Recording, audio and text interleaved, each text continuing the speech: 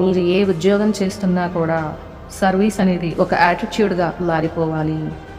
ఎవరితో మాట్లాడుతున్నా కూడా మీ మాటలు, ఎవరితో ఉంటున్నా కూడా మీ చేతలు అన్నీ కూడా మీ స్పిరిచువల్ పాత్రలో లైట్ పొజిషన్కు పెంచే విధంగా ఉండాలి. అలా ఉంటున్నాయా లేదా అనేది చెక్ చేసుకుంటూ ఉండండి ఎల్లప్పుడూ. మీ యొక్క ప్రకంపన స్థాయిని పెంచుతూ మీ ఎవల్యూషన్ని మరింత ముందుకు తీసుకెళ్లే విధానంలో ఎప్పుడూ కూడా మీ లోవర్ సెల్ఫ్ నెగటివ్ ఈగోకి తావివ్వద్దు. తప్పనిసరిగా ఎల్లప్పుడూ మీ యొక్క సోల్ అండ్ స్పిరిట్తో అట్యూన్మెంట్లో పర్ఫెక్ట్గా వారితో సింక్రొనైజేషన్లో ఉండండి. అంటే దాని అర్థం తప్పులు ఎప్పుడూ చేయకూడదని కాదు, తెలిసి తప్పులు చేయకూడదు.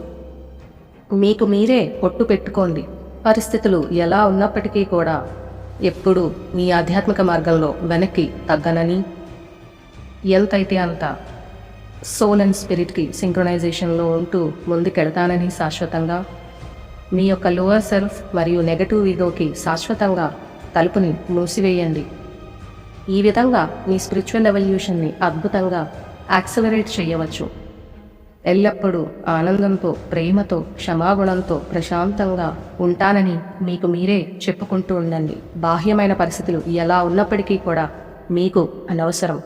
మీ జీవితంలో ప్రాఫిట్ వచ్చినా, లాస్ వచ్చినా, ప్లెజర్ అయినా, పెయిన్ అయినా, సిక్నెస్ అయినా, హెల్త్ అయినా, విక్టరీ అయినా, డిఫీట్ అయినా, ఏదైనప్పటికీ కూడా జనాలు మిమ్మల్ని పొగిడినా లేదు క్రిటిసైజ్ చేసినా మీకు సంబంధం లేదు. ఇటువంటి జీవన విధానమే consciousness of the God self. అంటే బయట పరిస్థితులు, మీ చుట్టూ ఉన్న పరిస్థితులు ఎలా ఉన్నప్పటికీ కూడా మీరు ఈ చెప్పిన విధానంలో జీవించడమే గాడ్ సెల్ఫ్ కాన్షియస్నెస్.